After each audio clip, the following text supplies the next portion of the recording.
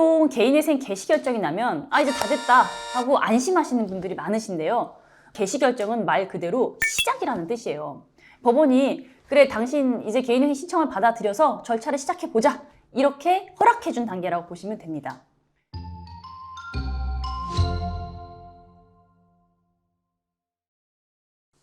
안녕하세요. 회생이 답이지의 이미지 변호사입니다. 오늘은 개인회생 개시 결정이 난 이후에 꼭 주의하셔야 할 사항들에 대해서 말씀드리려고 합니다. 보통 개인회생 개시 결정이 나면 이제 다 됐다 하고 안심하시는 분들이 많으신데요. 물론 개시 결정이 난 것은 정말 축하드릴 일이지만 아직 절차가 완전히 끝난 것은 아니라는 점은 꼭 기억해 주셨으면 좋겠습니다. 채무자 회생법 제597조에 따라서 개인회생 절차는 개시 결정, 인가 결정, 변제 계획을 이행, 그 다음에 면책 결정 이런 순서로 진행이 되거든요. 그러니까 개시 결정은 말 그대로 시작이라는 뜻이에요. 법원이 그래 당신 이제 개인회생 신청을 받아들여서 절차를 시작해보자 이렇게 허락해준 단계라고 보시면 됩니다. 그럼 개시 결정 이후에 어떤 점을 주의해야 되는지 하나씩 설명을 해드리도록 하겠습니다. 자, 첫 번째로 매월 변제금을 반드시 성실하게 납부하셔야겠죠. 개시 결정이 나면 법원에서 변제금을 납부할 수 있는 가상 계좌를 발급해 줍니다. 이 계좌로 매월 정해진 날짜에 변제금을 납부하셔야 되는데요. 자, 여기서 중요한 점이 있습니다. 법원은 이 변제금 납부 상황을 보고 여러분이 과연 개인회생 절차를 성실하게 이행할 수 있는 사람인지를 판단합니다. 그러니까 이 시기에 변제금 납부는 일종의 신뢰도 테스트 같은 거예요. 만약 이 기간에 변제금을 제때 납부하지 않으시면 법원에서는 이분은 앞으로도 변제금 제대로 못 내실 것 같은데? 라고 판단할 수가 있습니다. 그러면 인가 결정을 받기가 어려워질 수 있죠. 자, 두 번째로 채권자 명단을 다시 한번 꼼꼼히 확인하셔야 합니다. 개인회생 절차에서는 채권자 명단에 포함되어 있는 채무만 면책을 받을 수가 있어요. 채무자회생법 제615조에서는 이 면책의 효력이 개인회생 채권자 목록에 기재된 채권에 한해서만 적용된다 이렇게 규정을 하고 있거든요.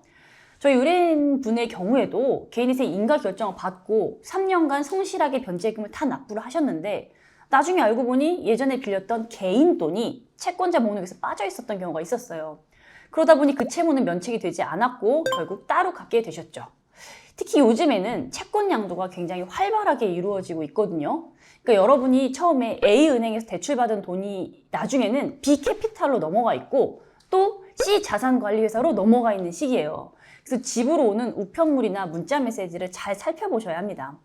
혹시라도 귀하의 채권이 무슨 회사로 양도되었음을 통지합니다. 이런 내용이 있다면 반드시 법원에 채권자 변경 신청을 하셔야 해요. 자, 세 번째, 반드시 채권자 집회에 참석하셔야 합니다. 채권자 집회는 보통 개시 결정이 난 후에 한 2-3개월 이내에 열리는데요. 많은 분들이 이 채권자들이 다 거기 와서 나한테 막 뭐라고 하는 거 아닐까 이렇게 걱정을 하시는데 실제로 채권자분들은 거의 참석하지 않습니다. 근데 여기서 중요한 점, 채권자가 안 온다고 해서 채무자도 안 가도 되는 건 절대 아닙니다. 채무자회생법 제604조에 따르면 채무자가 채권자 집회에 출석하지 않으면 개인회생 절차가 폐지될 수 있어요. 그럼 만약에 내가 정말 불가피한 사정이 있어서 참석이 어려운 경우라면 어떻게 해야 될까요?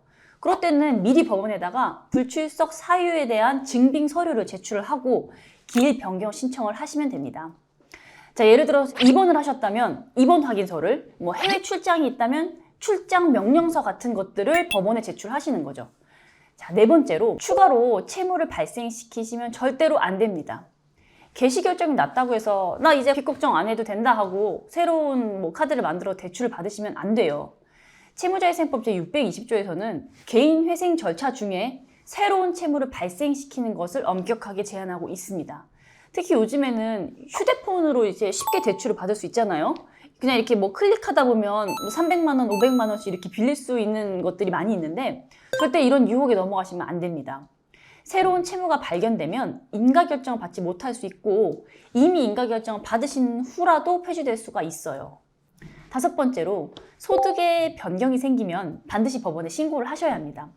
개인회생 절차는 여러분의 소득을 기준으로 이 변제금을 정하게 되는데요. 만약에 직장을 옮기시거나 실직을 하시거나 또 반대로 수입이 늘어나는 경우에도 원칙적으로 법원에 알려주셔야 합니다. 이거 왜 그럴까요? 채무자회생법 제611조에서는 채무자의 소득이 현저하게 증가하는 경우 변제 계획의 변경을 요구할 수 있다 이렇게 규정을 하고 있거든요. 그러니까 예를 들어서 월급이 200만 원이었는데 300만 원으로 올랐다면 월 변제금도 더 늘려서 채권자들한테 조금이라도 더 갚아주자 이런 취지인 거죠. 다만 제가 이 부분에 대해서는 다른 영상에서 말씀을 드린 적이 있는데 실무적으로는 조건부 인가 결정을 받으신 경우가 아니라면 자진해서 소득의 증가를 신고하지는 않는 편입니다. 반대로 소득이 줄어든 경우에도 마찬가지로 적용이 되기 때문에 원칙적으로 법원에 변제계획 변경을 신청을 해서 변제금을 낮출 수 있어요. 그런데 이걸 신고를 안 하고 그냥 변제금을 계속 못 내시면은 결국에는 개인행위 절차가 폐지될 수가 있겠죠. 그러니까 이런 경우에는 대리인과 좀 의논을 해서 법원에다가 이러한 사실을 신고하고 적극적으로 소명을 하는 등으로 변제금을 낮추기 위한 노력을 해보셔야 합니다. 자, 6번째로 재산 관계에 변동이 생기면 이것도 신고하셔야 해요. 예를 들어서 대표적인 게 부모님께서 돌아가셔서 갑자기 상속을 받게 됐다거나 제가 다른 영상에서 언급한 적이 있는데 로또에 당첨됐다거나 아니면 교통사고로 보험금을 받게 됐다거나 이런 경우죠. 이런 것들도 다 법원에 알려주셔야 합니다. 혹시 이런 건 법원에 안 알려도 되지 않을까 하고 생각하실 수 있는데요. 나중에 이 사실이 법원에 발각되면 더 큰 문제가 될 수가 있어요. 법원은 국세청이나 건강보험공단 등과 정보를 공유하기 때문에 숨기려고 해도 언젠간 드러나게 될 가능성이 있습니다. 자, 마지막으로 주소지나 연락처가 바뀌면 바로바로 신고해 주세요. 이거 되게 사소해 보이지만 실제로 굉장히 중요한 부분입니다. 법원에서 보내는 통지서를 받지 못하면 자칫하면 절차가 폐지될 수도 있거든요. 특히 요즘에는 이사도 자주 하는 편이고 휴대폰 번호도 자주 바뀌는 시대예요. 그래서 주소나 연락처가 바뀌시면은 즉시 법원에 신고를 해주셔야 된다. 이거 좀 기억해 주시면 좋겠습니다. 변호사 사무실에다가 위임을 하신 분들이라면 그 사무실에도 꼭 알려주세요. 자, 지금까지 개인회생 개시 결정 이후에 주의하실 점을 말씀드렸는데요. 사실 이런 내용들이 처음 이렇게 들으면 되게 복잡하고 어려워 보일 수 있어요. 하지만 한 번에 다 외우실 필요는 없습니다. 그래서 저희가 개시 결정 받으신 분들께는 따로 이제 계속 안내를 드리고 중요한 날짜는 문자로도 미리 알려드리고 있어요. 그래서 오늘 영상을 보시고 혹시라도 궁금한 점이 있으시면 저희 사무실로 언제든지 연락을 주시면 좋겠습니다.